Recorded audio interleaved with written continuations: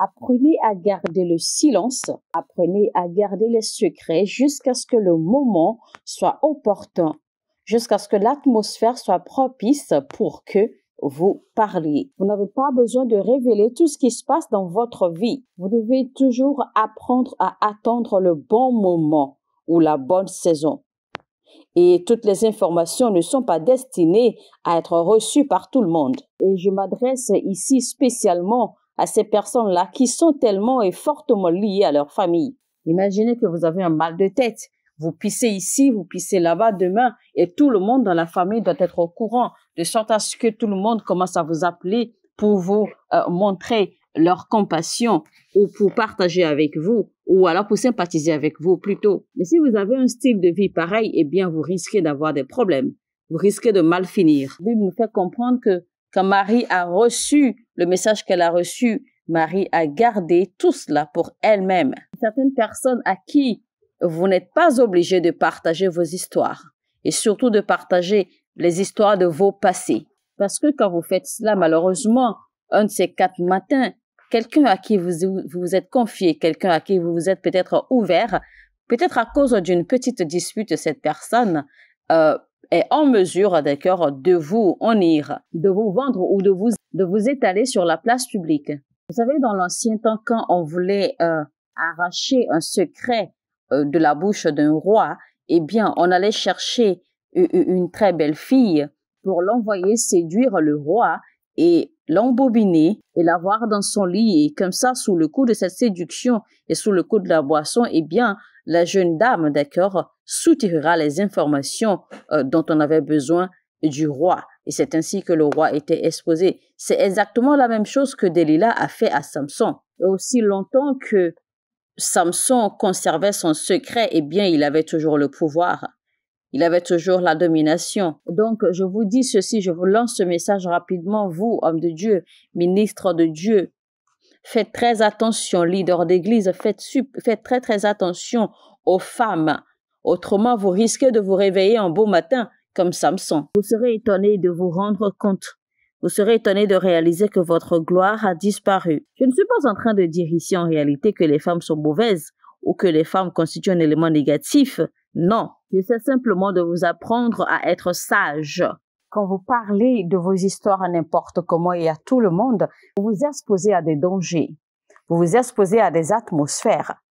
Vous pourriez peut-être être sincère en partageant une expérience ou en partageant une aventure ou quelque chose, ou une histoire ou quelque chose qui peut-être vous fait mal ou qui vous rend heureux. Et peut-être que de façon sincère, vous partagez avec un ami, un frère ou quelqu'un, un collègue ou n'importe quoi ou n'importe qui comme cela. Mais vous ne savez pas l'atmosphère qui plane à ce moment-là autour de vous. Et donc, même si cette personne, d'accord, n'était pas disposée peut-être à vous faire du mal avec l'information que vous lui avez livrée, eh bien, l'atmosphère qui plane autour de vous à ce moment-là pourrait, d'accord, en fait, obliger cette personne ou pourrait manipuler cette personne à vous faire du mal.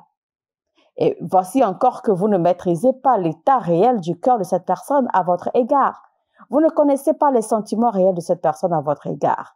Vous ne savez pas si cette personne vous apprécie sincèrement ou non.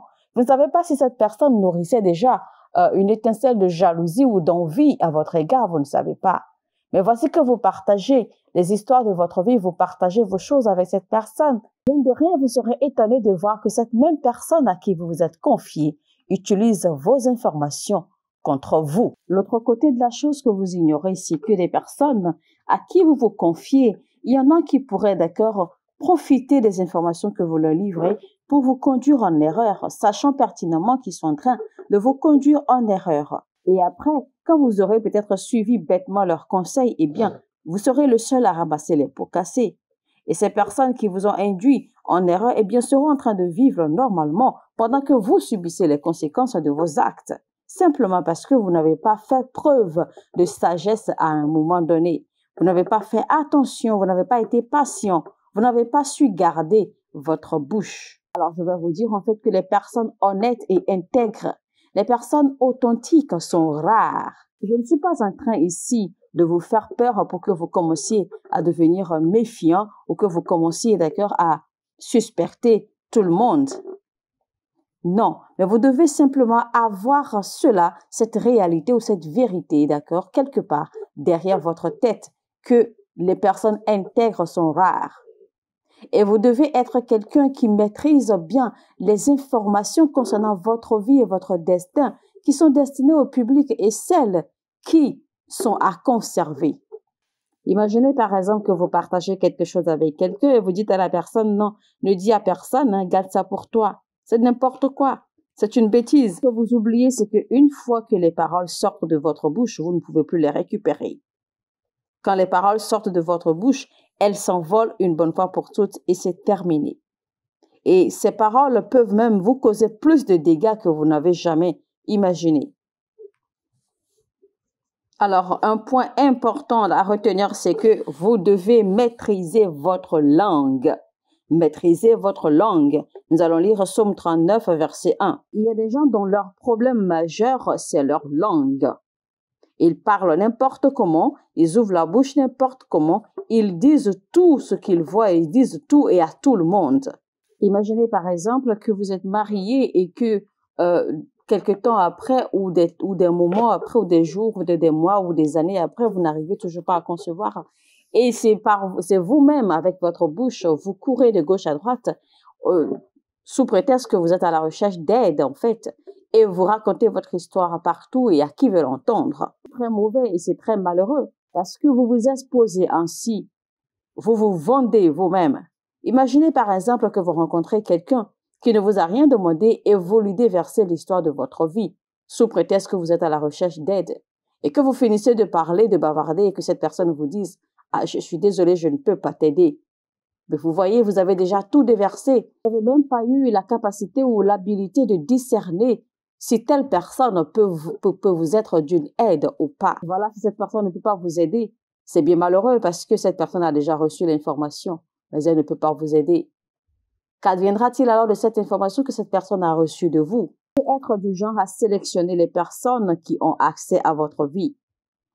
Ouvrez-vous l'accès à votre vie à tout le monde? Ouvrez-vous votre porte à tout le monde? Toute personne qui a accès à votre vie ou qui entre dans votre vie doit être qualifiée pour. Il y a un adage qui dit « Un homme qui ne contrôle pas sa langue.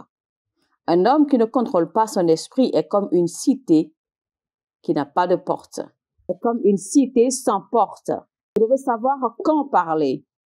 Vous devez savoir quand vous exprimer. Je sais également qu'il y a certains qui sont souvent sous pression de leurs amis. Je vais recevoir une dame en consultation et puis j'étais surprise que quelqu'un m'envoie un message pour me faire savoir en fait que voici que telle personne viendrait me voir pour des conseils et que qu'elle est en fait certaine que quand la personne viendra me voir, que la personne ne me dira pas certaines choses, mais que elle en fait, elle veut me dire déjà que telle personne souffre de ceci, de cela, de ceci et de cela. Et donc, mais de garder l'information pour moi, de ne pas lui dire en fait qu'elle lui a communiqué l'information. Et vous voyez cette jeune dame en question que je devais recevoir en fait en consultation, eh bien, elle a dû faire confiance à cette personne, certainement qui devait être son amie, et lui a confié, d'accord, sa situation critique. Elle s'est ouverte à lui, elle s'est confiée à lui. Mais voilà maintenant que derrière elle, cette même personne à qui elle croyait faire confiance, eh bien, vient me vendre l'information. Imaginez par exemple que quand je reçois cette dame en question, imaginez que je sois un homme de mauvais cœur, eh bien, j'aurais profité de cette dame. Et donc, tout ceci, c'est pour vous dire, en fait, soyez sages dans tout ce que vous faites. Faites très attention avec qui vous discutez. Faites attention à ce que vous dites. Faites attention aux informations de votre vie, de votre personne que vous véhiculez. Le verset Psaume 39, verset 1 dit « Je m'étais dit, je vais me surveiller pour ne pas pécher en parole. Je serai comme bâillonné aussi longtemps que des méchants se tiendront devant moi. » Et donc ce verset dit simplement en fait, chaque fois que je me rends compte que j'ai une personne méchante ou un méchant devant moi, je garderai ma bouche. Beaucoup de personnes se sont retrouvées dans des situations embarrassantes à cause de leur propre bouche. Apprenez donc à garder vos secrets scellés, Parce que quand vous exposez vos secrets, quand vous exposez des choses qui doivent venir dans votre vie, quand vous exposez des choses qui se sont passées dans votre passé, vous vous exposez ainsi à l'atmosphère. Et les esprits, les forces peuvent manipuler des gens à les utiliser contre vous, même si ces gens, initialement, n'étaient pas disposés, d'accord, à vous faire du mal. Et donc, ici, il ne s'agit pas simplement des individus ou des êtres humains, mais il s'agit également des atmosphères. Il s'agit des forces, il s'agit des éléments de la nature qui sont prêts, d'accord, à tout manipuler, à utiliser des choses contre vous. Et n'oubliez surtout pas également que notre ennemi, le diable, il est aux aguets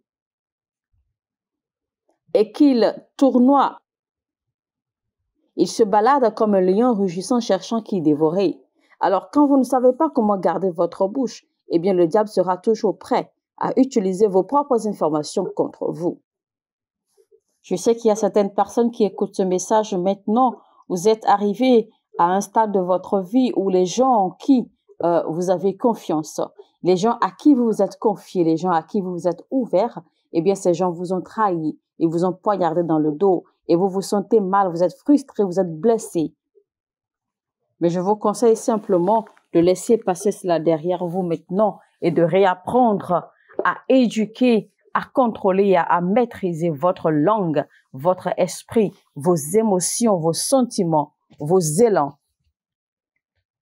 Et si dans votre parcours, vous arrivez ou vous croisez des personnes intègres, des personnes qui vous aiment pour qui vous êtes, des personnes sincères et honnêtes, même s'il faut que vous vous humiliez pour conserver ces relations, eh bien, faites-le et faites tout pour conserver ce genre de relations parce que ces personnes-là vont rester avec vous jusqu'au bout. Ces personnes vont pouvoir vous écouter et vous conseiller et vous supporter quand il le faut.